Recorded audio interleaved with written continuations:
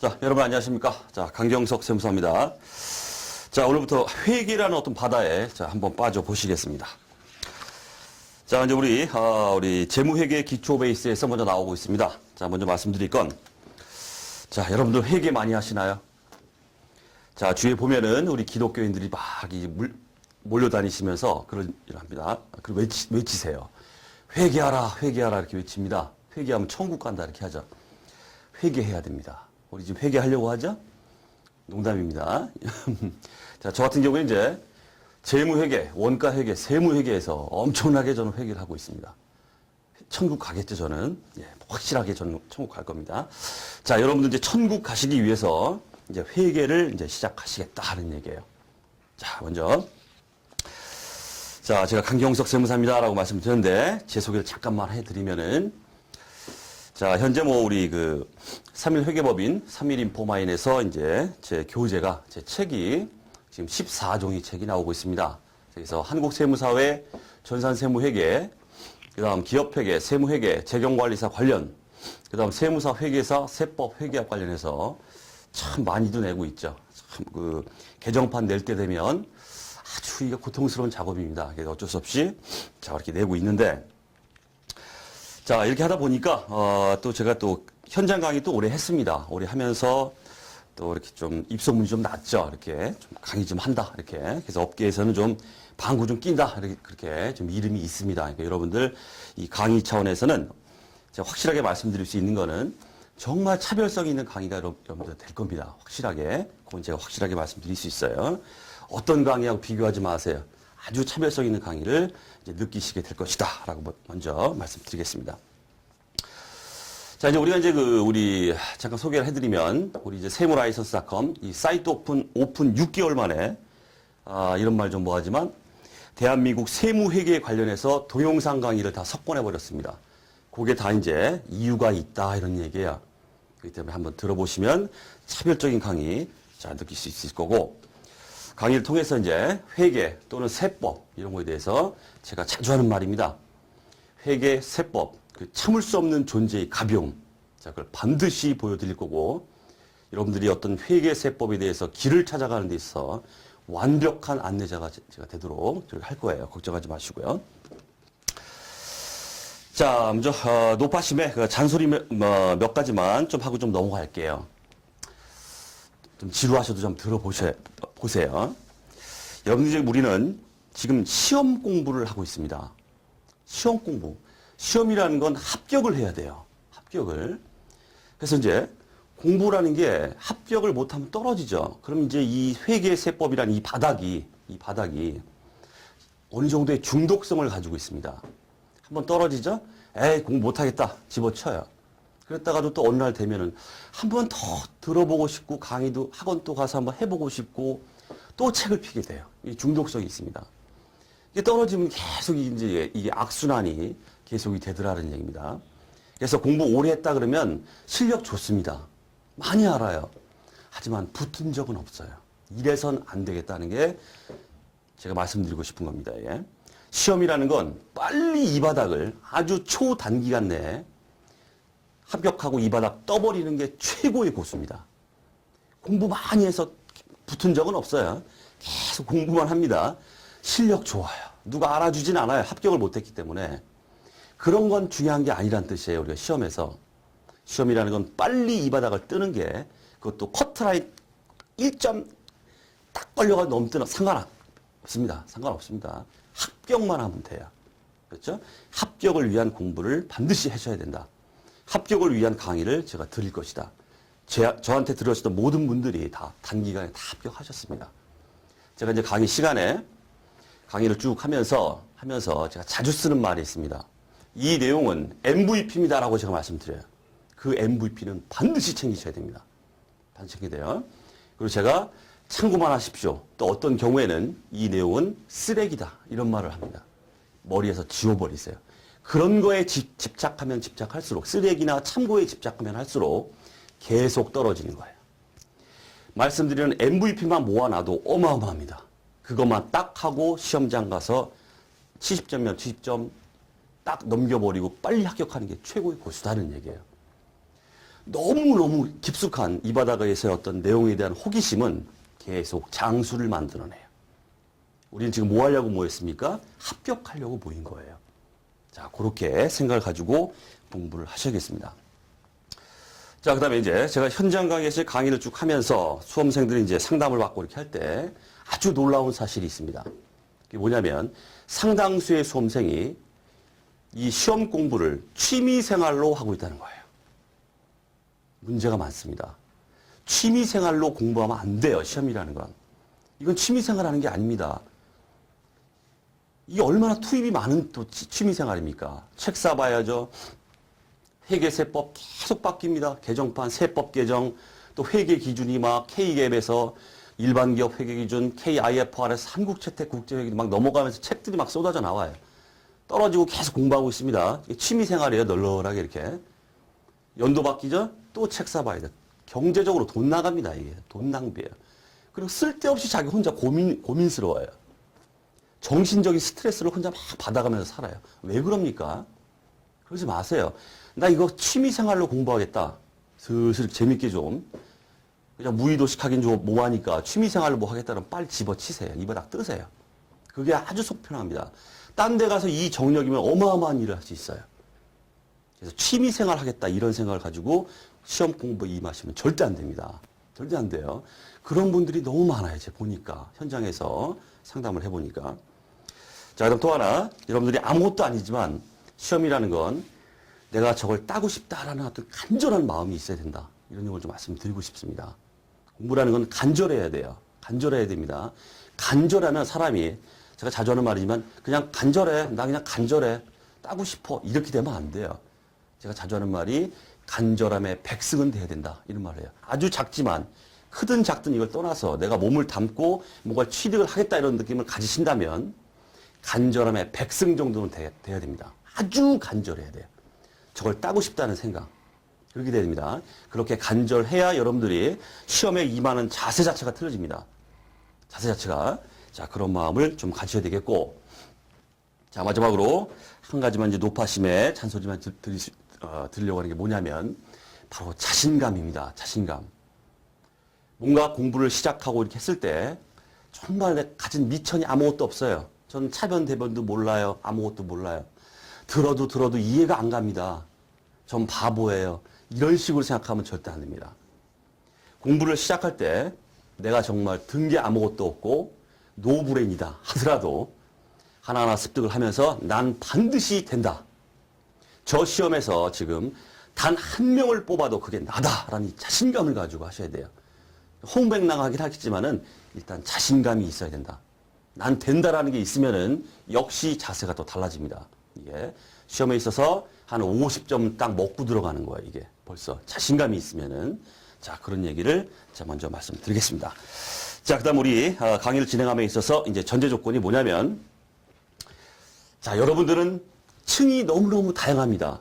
한번 일독을 해본 사람도 있고, 한번 맛을 들여본 사람도 있고, 전혀 모르는 상태에서 듣는 분도 있고, 정말 고급스러운 걸 좀 언제 나오나 기다리고 있는 사람도 있고, 층이 다양해요. 하지만 우리 강의는 여러분들은 생초짜다 이렇게 가정하고 강의를 드릴 겁니다. 전 아무것도 몰라요 라고 이렇게 앉아있다라는 생각으로 그런 마음으로 제가 강의를 드린다. 전제 조건을.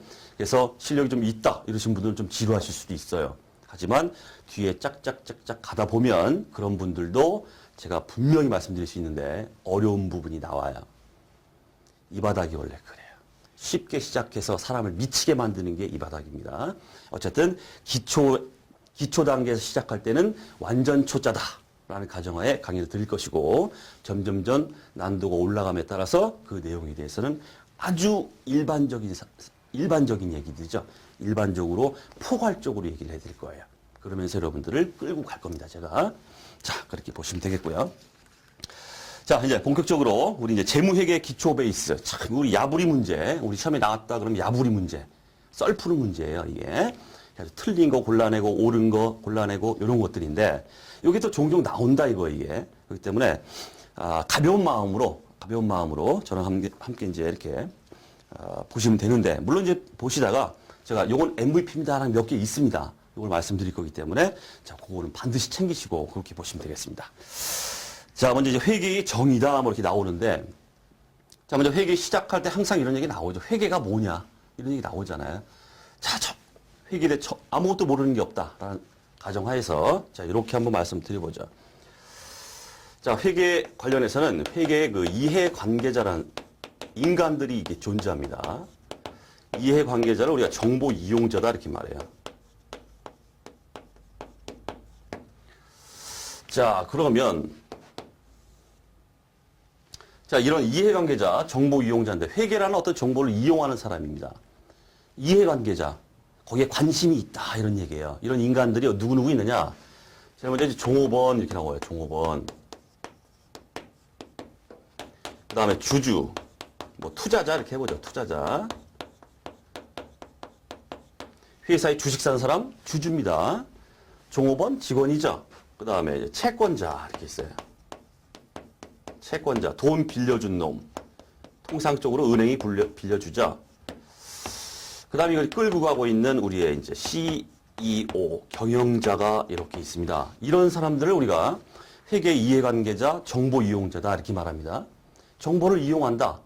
회계에 대해서 관심이 많다. 그런 인간들이다. 이런 얘기예요. 자, 이런 사람들은 왜 회계에 관심을 가질까요? 자, 종업원 차원에서 한번 보겠습니다. 자, 종업원은 왜 회계라는 거에 관심을 가질까요? 바로 급여 인상과 관련돼 있어요. 자, 우리 교재는 없지만은 배경 설명을 좀 해드리기 위해서 장황하게 좀 설명해드린 겁니다. 급여 인상과 관련이 있습니다. 왜 그럴까요? 왜 종업원은 자기 회사에 이런 회계, 재무제표라고 하죠. 우리가 재무상태표, 손익계산서 해가지고 재무제표가 딱인데 그런 것들에 왜 관심이 많을까? 종업원은 바로 자기의 급여 인상과 관련되어 있습니다.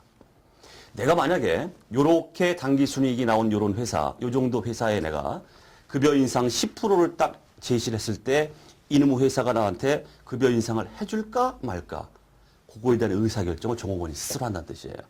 그 다음에 야, 한번 다른 데로 옮겨볼까? 이직 문제입니다. 이직. 이 회사 영 아닌 것 같아. 당기순이익도 꼬라지가 아주 안 좋고 막 결손나고 다른 회사가 갈까? 그렇기 때문에 회계에 대해서 관심을 갖겠죠.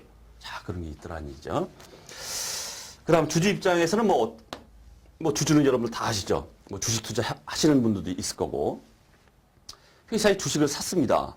그럼 주식을 사면은 대표적인 수익원이 뭐가 될까요? 주식은 바로 배당이에요. 배당. 자, 이 정도의 단기 수익이나 이런 것들이 난 회사가 나한테 얼마만큼의 몫을 나한테 챙겨줄 수 있을까? 그렇기 때문에 그 재무제표를 관심 갖고 본다, 이런 뜻이에요. 회계에 관심이 있다. 그 다음에 주식을 샀으니까 가능한 한 주가가 상승하면 좋겠죠. 그래야 떼돈 벌잖아요. 주가 상승 여부에 대한 예측을 재무제표, 회계라는 정보를 통해서 그걸 갖다가 이해를 하더라, 이런 얘기예요. 그래서 관심이 있다, 이런 얘기죠. 자, 그 다음 채권자, 은행이다, 이렇게 해보겠습니다. 얘는 왜 그럴까요? 바로 자금 대여 문제입니다. 자, 이 회사한테 재무제표를 딱 보니까 당기순이익이 얼마, 자산이 얼마, 그렇게 나와 있어요. 자, 이런 회사한테 내가 자금을 갖다가 돈을 꿔달라고 하는데 줄까 말까 의사결정을 하기 위해서는 뭐겠어요? 회사의 재무제표에 관심이 있다는 뜻이에요. 그렇죠? 그 다음에 이미 꿔줬어요. 꿔줬습니다. 근데 이놈의 회사가 나한테 내가 돌려받을 수 있을까? 이런 거에 대한 관심이 있다, 이런 얘기예요. 그 회사의 상환 능력에 대한 평가를 갖다가 회계라는 정보를 통해서 채권자는 예측을 하더라는 얘기예요. 그래서 관심이 있다, 이런 얘기입니다. 됐죠? 그 다음에 경영자도 우리가 정보 이용자다, 이렇게 말하는데 경영자는 왜 그럴까요? 왜 관심이 있을까요? 회계에? 바로 기업 성장에 대한 예측입니다.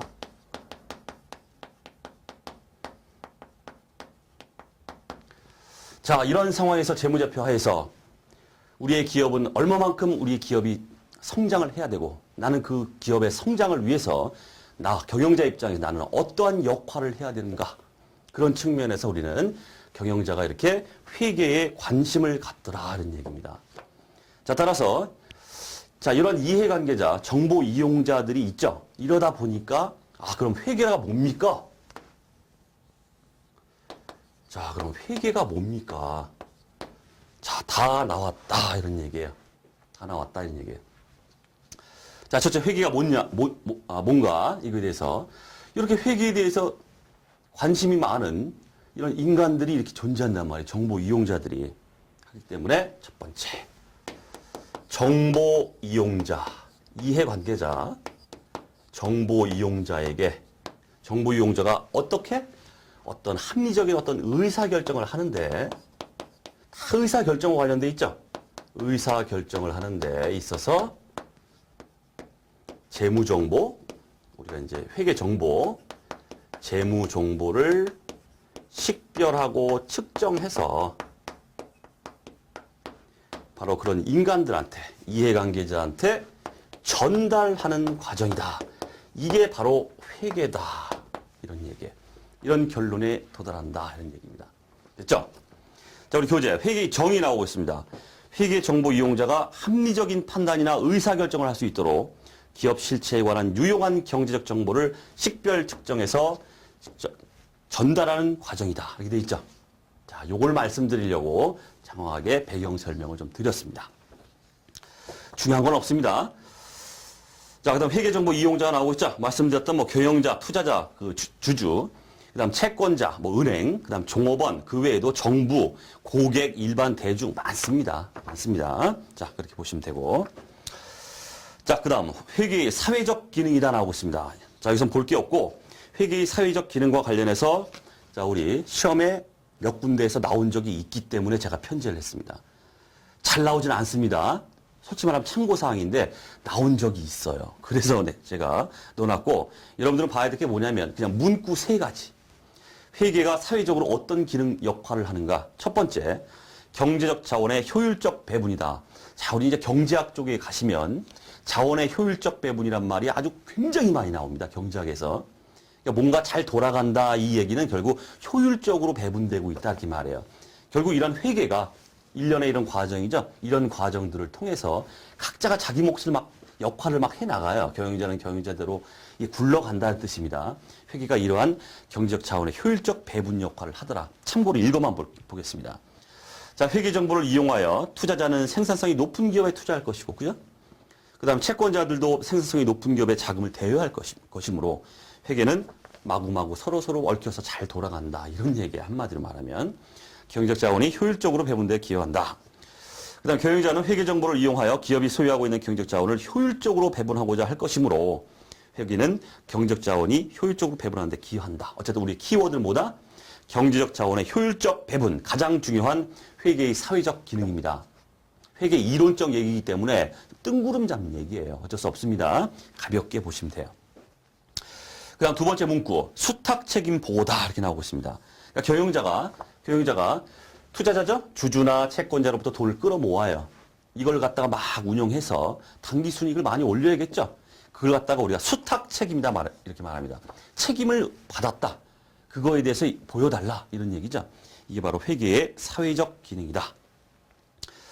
그 다음 사회적 통제, 통제라는 말. 회계가 통제의 역할도 하더라. 이게 문구 정도 세 가지. 자, 이렇게 보시면 되겠습니다. 참고적으로.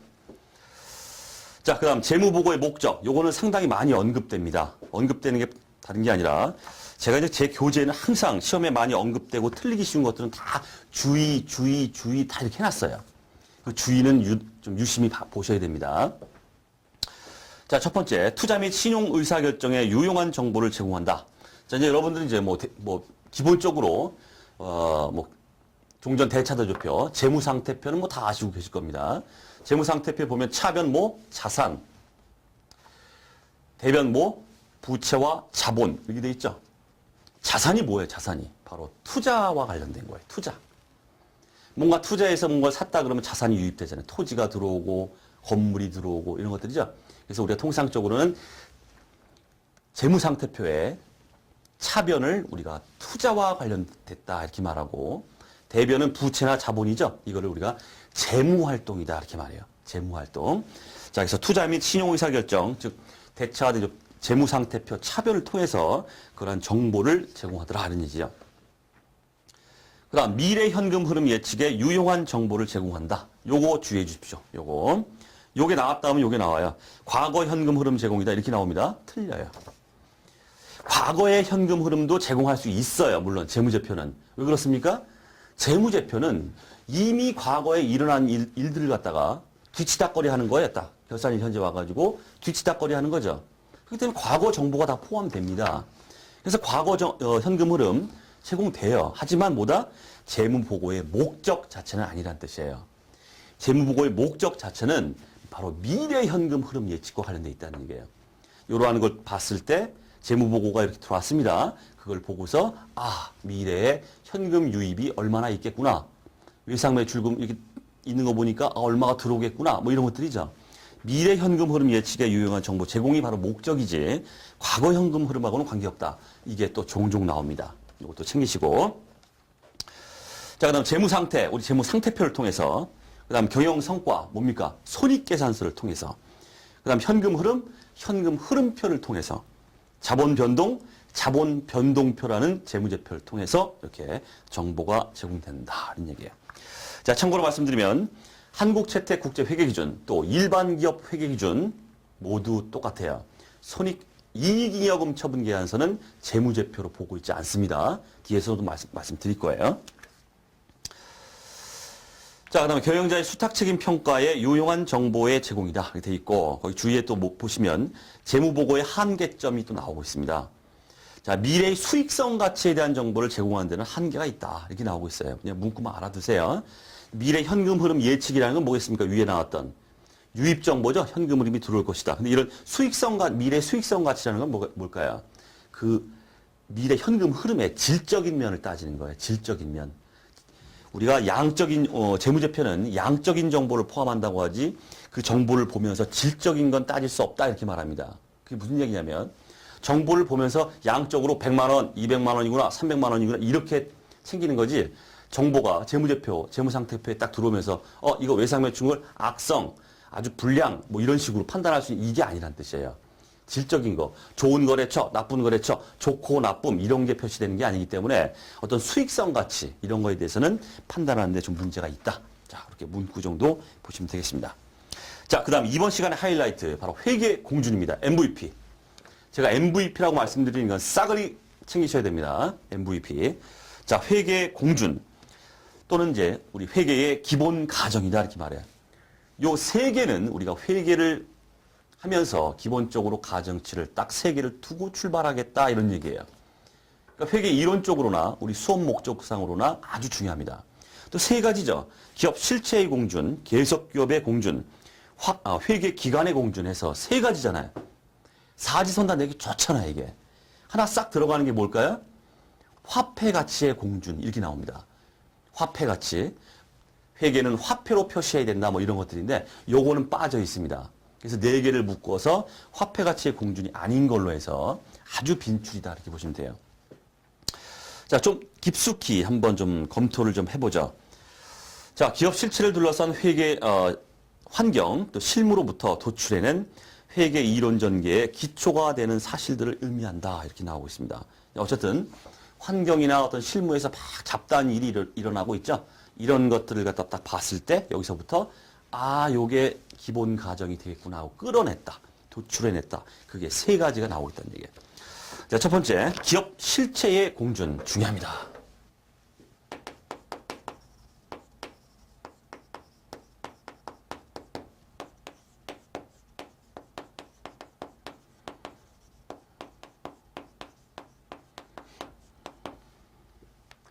자, 기업 실체의 공준이다 이 말이 나올 때 항상 따라 붙는 말이 뭐냐면 바로 독립적 실체다 이런 말이에요. 독립이란 말이 들어가요. 자, 이게 뭐냐면 우리 교재에 나와 있지만 특정 기업 실체를 그 소유주나 다른 기업 실체와는 독립적으로 존재하는 특정 회계 단위로 간주한다 이렇게 나오고 있습니다. 소유주가 있겠죠. 소유주는 누굽니까? 주주입니다. 주주. 회사의 주주가 소유주죠. 주주. 그다음 다른 기업 실체. 그래서 내가 삼성 그 전자가 있다. 그럼 밑에 뭐 꼬봉들이 막 있겠죠. 삼성생명이 있고 뭐 있고 막 이게 있잖아요. 전혀 별개다 이런 뜻이에요. 별개다. 독립된 실체로 봐서 독립된 하나의 살아있는 사람처럼 움직입니다. 기업 실체. 기업은 하나의 독립된 실체다. 이렇게 가정을 하겠다 이런 얘기입니다. 예. 자, 우리 시험 목적상으로 이제 그 야부리에 요렇게 장난을 쳐요. 말장난을. 동일 실체. 땡. 틀립니다. 아닙니다. 자, 그 다음 중요한 얘기가 나오고 있습니다. 기업 실체 공준과 관련해서 재무제표에 포함시켜야 할 정보 범위의 결정 기준이다. 즉, 정보의 장소적 한계를 지정한다. 이렇게 나오고 있습니다. 이 말이 아주 빈줄이에요. 자, 다음 중 재무제표에 표시해야 될 정보의 범위를 결정하는 기준이 되는 회계 공준이 뭐냐? 기업 실체의 공준이다. 이렇게 말씀하셔야 돼요. 왜 그럴까요? 독립된 기업 실체를 우리가 가정하잖아요. 그러니까 그 관점에서 재무정보를 측정하기 때문에 독립된 기업 실체 걔한테 포함될 게 뭘까? 이게 딱 정해진다. 이런 얘기입니다. 그래서 재무제표에 포함시켜야 할 정보의 범위의 결정 기준, 기업 실체의 공준, MVP. 다음 두 번째, 계속 기업의 공준 나오고 있습니다. 자, 한마디로 뭐 기업은 어떻다는 겁니까? 안 망한다. 망하는 게 아니다. 계속 사업한다. 이런 뜻이죠. 자, 그래서 우리 챙길 게 주의에 나오고 있습니다. 자, 개발비는 미래 경제적 효익의 유무로 자산 인식 여부를 가리므로 계속 기업이 보장되지 않는다면 자산으로 계상 불가하다. 요게 시험에 엄청 나왔습니다. 개발비 얘기가. 자, 이제 우리가 연구 개발비가 막 투입됩니다. 그럼 돈 나가죠? 그게 끝나는 게 아닙니다. 우리 회계상. 개발비다 해가지고 우리가 무형 자산으로 개발비를 잡게 돼 있어요. 그래서 자산으로 잡는 데 있어서 개발비 나갔다, 연구 개발비 나갔다, R&D 투자가 일어났다 해가지고 지출된 비용을 갖다 다 개발비다 해서 자산으로 잡을 수 있느냐? 그건 아닙니다. 아주 엄격한 자산 인식 요건이 있어요. 그 중에 가장 대표적인 게 바로 미래 경제적 효익이 있느냐 없느냐 이걸 따져요. 개발비 막 쳐들여가지고 돈 나갔습니다. 개발비 자산으로 계상했어요. 그러면 자산 계상할 때 조건이 뭐냐? 앞으로 연구개발 이 투자로 인해서 미래에 얘 때문에 엄청난 수익 창출이 올 것이다. 그래야만 지금 현재 시점에선 개발비라는 자산이다 이런 얘기예요. 자, 그러면 계속기업 공준하고 이 개발비가 무슨 상관이 있겠습니까? 상관이 있죠. 벌써 생각하는 게 지금 뭡니까 지금 머릿속에? 미래 경제적 효익이 있으면 개발비고 미래 경제적 효익이 없으면 개발비가 아니야. 이런 얘기이기 때문에 미래라고 말하고 있죠. 벌써 회사가 기업이 계속 사업을 한다는 전제가 깔려 있다는 뜻이야 이게. 미래 경제적 효익을 막 따진다는 거는. 그렇겠죠?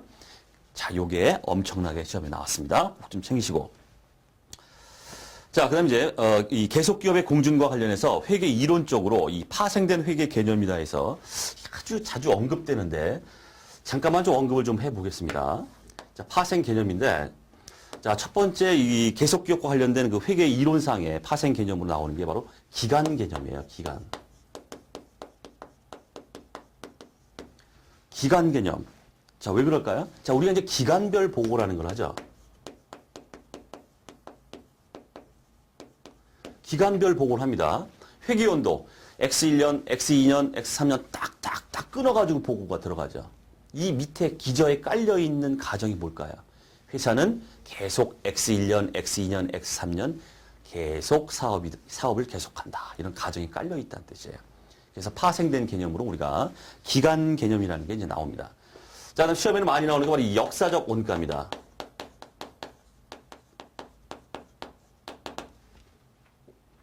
자, 자산을 취득했다 그러면 취득 당시의 그 취득 원가를 취득했을 때의 그 금액입니다. 이 금액을 우리가 역사적 원가다 이렇게 말해요. 자, 여러분들 토지 취득했습니다. 토지 100원에 취득했어요. 그러면 토지 얼마로 잡아요? 토지 100원 이렇게 잡죠. 이게 바로 역사적 원가, 취득 원가주의다 이렇게 말합니다. 자, 이렇게 역사적 원가, 지불한 금액만큼만 딱 잡는 거. 이게 왜 계속기업의 공준과 관련이 있겠습니까? 예를 들어서 회사가 자산을 취득했는데 우리 회사는 내일 망할 예정이야. 그럼 어떻게 될 것 같아요? 우리가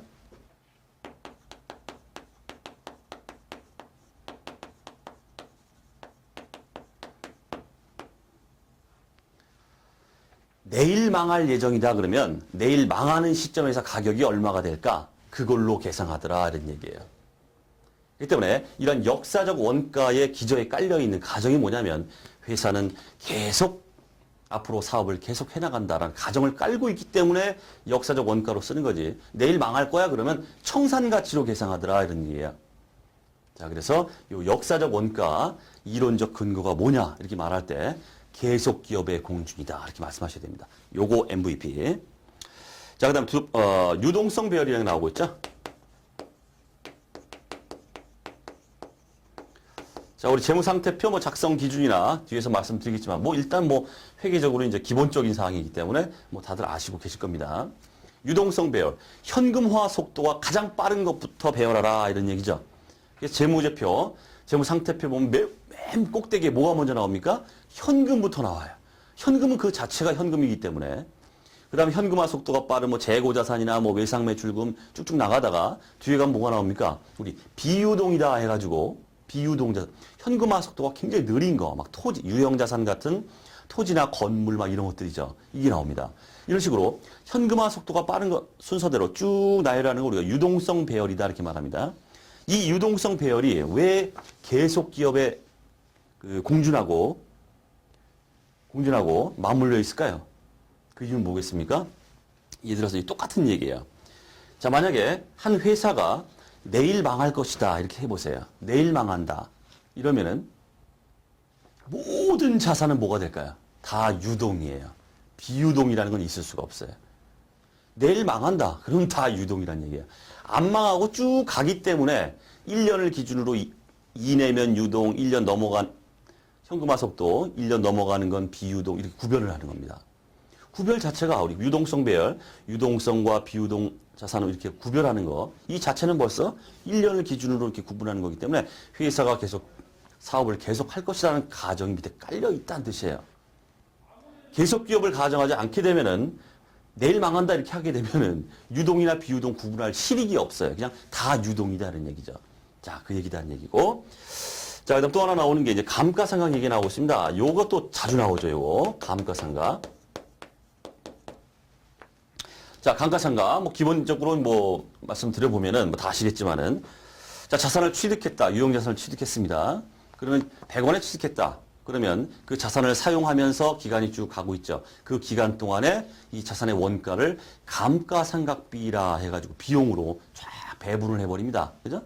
X 1년에 100원짜리 중에서 10원, 10원, 10원, 10원 이렇게 비용으로 인식해 가더라는 얘기. 이게 이제 감가상각입니다. 가치가 감소되니까 그만큼 이제 상각이라는 걸 이렇게 해나가더라는 얘기죠. 이 감가상각을 할 때 있어서 여러분들 다 아시겠지만은 어떤 게 결부가 됩니까? 여기에 감가상각을 할 때 내용연수 이렇게 나오죠. 내용연수. 우리 정액법이다 이렇게 하면은 정액법이라는 건 이제 취득한 자산의 금액이죠. 금액을 갖다 10년이면 10년 해가지고 100원짜리가 10년으로 나눠버리면 10원이죠. 10원씩 10년 동안 계속 감가상각비를 이렇게 인식해 갑니다. 그죠? 그럼 내용연수라는 게 들어가요. 자, 몇 년 동안 상각할 것이다라는 내용연수. 10년, 20년 이렇게 말합니다. 자, 감가상각을 하는 데 있어서 내용연수가 결부됐다. 이 얘기는 뭡니까? 아, 회사는 최소한 계속 기업이구나. 이런 얘기예요. 계속 사업을 한다는 가정을 해야 내용연수가 의미가 있지. 10년간 감가상각, 20년간 당장 망한다 그러면 이게 무슨 의미가 있겠어요, 내용연수가. 그렇겠죠? 그렇기 때문에 계속 기업의 가정에서 파생된 개념으로서 이렇게 말할 수 있다는 얘기입니다. 기간 개념, 역사적 원가, 유동성 배열, 감가상각. 한참 유행일 때는 엄청나게 나왔는데 요즘 좀 뜸하죠? 어쨌든 나올 수 있어요. 좀 챙겨두시고. 자, 그 다음에 회계 기간의 공준이다 나오고 있습니다. 이건 똑같죠? 기간별 보고. 자, 그 얘기인데. 자, 기업 실체의 존속 기간을 일정 기간 단위로 인위적으로 분할하여 각 기간별로 재무 정보를 보고하는 것으로 적시성 있는 정보 제공을 위해 필요하다 나오고 있고, 그 사례가 나오고 있습니다. 이게 중요한 거예요, 이게. 대표적인 게 바로 충당 부채, 이건 나중에 얘기하고, 미지급 비용이나 이제 선급 비용 얘기 한번 해보죠. 자, 12월 31일 결산일이 있어요. 이 시점에 내가 이자가 발생했습니다. 이자 비용. 이자 비용이 발생했는데 이걸 안 냈어요. 미지급했어요. 그러면 돈 안 줬다고 해가지고 비용 안 잡습니까? 그게 아니죠. 기간 경과분입니다. 일단 비용이 발생했어요. 이만큼의 이자를 갖다 내가 내야 되는데 안 냈습니다. 그냥 안 냈다고 그냥 넘어가진 않죠.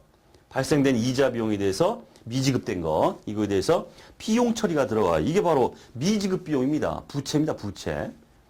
비용 잡고 미지급 비용 잡고 이렇게 나갑니다. 그죠?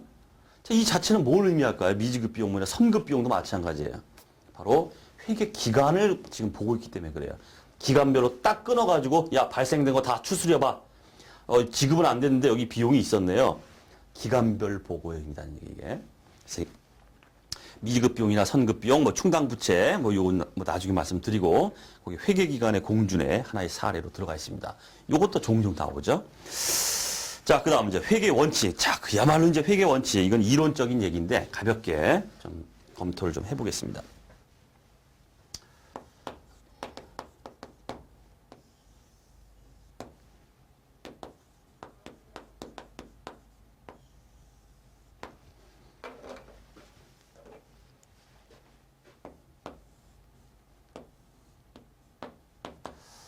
자, 이제 우리가 회계 원칙을 제정하는 데 있어서 회계 원칙이라는 건 일반적으로 뭐 기업 회계 기준, 한국채택 국제 회계 기준, 일반 기업 회계 기준 다 마찬가지. 그런 걸 이제 회계 원칙이라고 하죠. 이 회계 원칙의 제정이라는 게, 이걸 제정하는 게 어떤 식으로 일어나는가 그 방법에 대해서 지금 나오고 있습니다. 이게 이제 우리 기업 회계, 한국 세무사의 기업 회계 2급 막 이런 데서 이게 나와요, 이게 실질적으로. 그래서 참고라기보다는 좀 숙지를 좀 하고 계셔야겠는데. 자, 먼저 보실 거는, 자, 회계 원칙이 있습니다. 또 이런 말이 합니다. 이상이 있어요. 이상이라는 건 한마디로 어떤 이론적인 얘기다. 이렇게 보시면 돼요. 이건 이론이다. 자, 그래서 중학교, 고등학교, 중학교인가요? 자, 국어 시간으로 돌아가겠습니다. 자, 우리 중고등학교 때 국어 시간에 이런 얘기를 했습니다. 막 어떤 그 논설문이라고 하죠. 논설문을 이렇게 보면서 이게 연역법이냐 귀납법이냐 이런 말을 했었어요. 자, 연역법은 국어 시간입니다. 국어 시간이에요. 연역법은 이런 말을 합니다. 일단 결론을 제시해요. 그리고 나서 그 결론을 풀어나가요. 그다음 귀납법은 장황하게 막 앞에서 얘기해요. 그러다가 끝자락에 가서 결론을 꽝 줘요. 따라서 하고서 결론을 꽝 냅니다. 이게 바로 그 얘기예요. 그렇기 때문에 이상이나 이론이 있다 이거는 앞에 연역적 얘기죠. 연역법 얘기. 일단 결론이 나왔어요. 얘를 갖다가 일로 끌어와요. 어떻게 했어요? 그런 말이 나옵니다. 그래서 회계 이론에서 출발해서 실무를 이끌어갈 회계 원칙을 제정하는 것이다. 이게 바로 뭐다? 연역법이다. 이렇게 말하고 있어요. 연역법. 회계 이론에서 출발해서 회계 실무를 이끌어갈 회계 원칙을 제정한다. 이미 꽝 하고 정해놓고서 나오죠. 바로 연역법이다. 이걸 연역법적 회계 원칙 제정 방법이다. 이렇게 말해요. 자, 그 다음 이번엔 현실이 있습니다. 이 현실은 한마디로 실무예요. 실무. 실무에서 이제 갖가지 일들이 막 일어나고 있어요. 이런 것들을 막 추스려가지고 하나의 회계 원칙으로 이렇게 만들어줘요. 만들어줍니다. 그러니까 말씀드렸죠. 우리 국어 시간에 장황하게 막 얘기하다가 결론 낸다고 그랬죠. 지금 이게 그거잖아요. 실무에서 일어나는 갖가지 상황들을 막 해가지고 아 이러니까 이런 원칙이 필요하겠구나라고 이렇게 정하는 거예요. 결론을 내립니다. 그죠? 그래서 이걸 갖다 우리가 귀납법적 회계 원칙의 제정 방법이다. 이렇게 말합니다. 됐죠? 자, 그 얘기를 이제 제가 하려고 이제 그림으로 이렇게 했습니다. 자, 결국 우리가 챙길 게 뭐냐면은, 자, 그렇다면 위에 있는 우리 주위에도 나오는데 회계 공준이 나오고 있습니다. 자, 회계 공준에 올라가겠습니다. 자, 회계 공준의 첫 줄에 나오죠. 자, 기업 실체를 둘러싼 환경, 실무라고 나오고 있죠? 실무로부터 도출된 회계 이론적 전개의 기초가 되는 사실이다. 그러면 회계 공준은 어떻게 나온 겁니까? 귀납법이에요. 그죠? 지금 이렇게 나오잖아요. 기업 실체를 둘러싼 회계 환경, 실무로부터 도출됐다. 이렇게 나오죠? 회계 공준이라는 게. 자, 결국 회계 공준은 귀납법에 의해서 생성된 것이다. 자, 우리 야부리 문제, 객관식 문제 엄청 나오는 게 뭐냐면 바로 이거예요. 회계 공준은 연역법에 의해서 도출된다. 이렇게 나와요. 틀려요. 회계 공준은 귀납법입니다. 왜 그런지 말씀드렸죠? 자, 그거만 챙기면 된다는 얘기, 그거만. 자, 이러다 보니까 이제 또 그런 얘기가 나옵니다. 자, 그러면 자, 이 회계공준, 이렇게 우리 귀납법에 의한 이런 것들이죠. 이렇게 도출된 회계 원칙은 변할 수 있을까요? 없을까요? 딱 굳어져서 끝나는 겁니까, 이게? 그게 아니죠. 변할 수 있을까요? 없을까요? 변할 수 있다. 요게 또 키워드예요. 귀납법에 의한 경우에는 변화할 수 있어요. 변경될 수 있다는 뜻이에요. 왜 그렇겠습니까? 아, 얘가 있잖아요. 얘가 지금. 얘를 갖다가 막 살펴가지고 싸잡아서 이렇게 만든 거죠. 그럼 현실적으로, 실무적으로 뭔가 다른 것들이 또 막 일어나요. 그럼 다시 또 바꾸고, 또 이상한 일이 또 막 일어나요. 또 바꾸고. 이러다 보니까 변화 가능하다. 이렇게 말하면 맞는 얘기다. 하는 얘기입니다. 자, 그렇게 보시면 되겠습니다. 자, 그 다음 뭐 역사적 원가주의 말씀드렸죠? 취득 원가로 계산한다. 자, 그러다 보니까 역사적 원가, 또 그런 말이 나옵니다. 역사적 원가는 정보의 신뢰성을 제고시킨다. 엄청나게 시험에 나왔습니다. 역사적 원가는 항상 여러분들이 두 개가 따라다니셔야 돼요.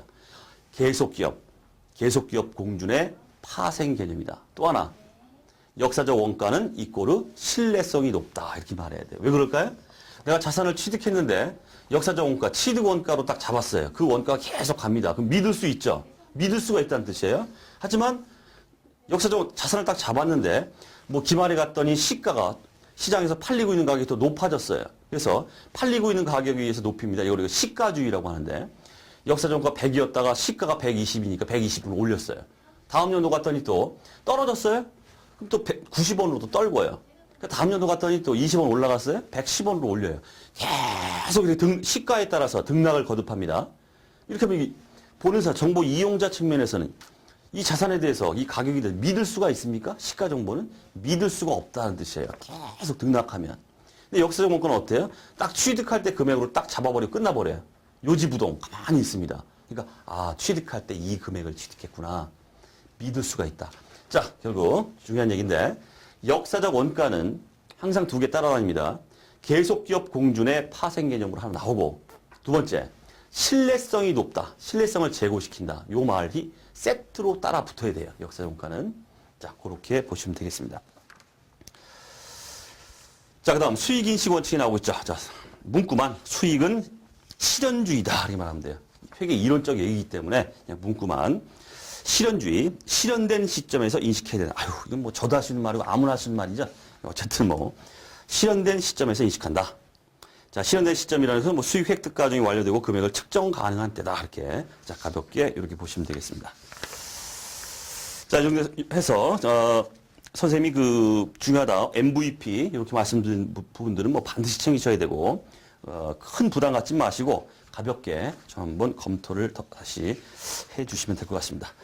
자, 제목의 기초 베이스 강의는 마치도록 하겠습니다.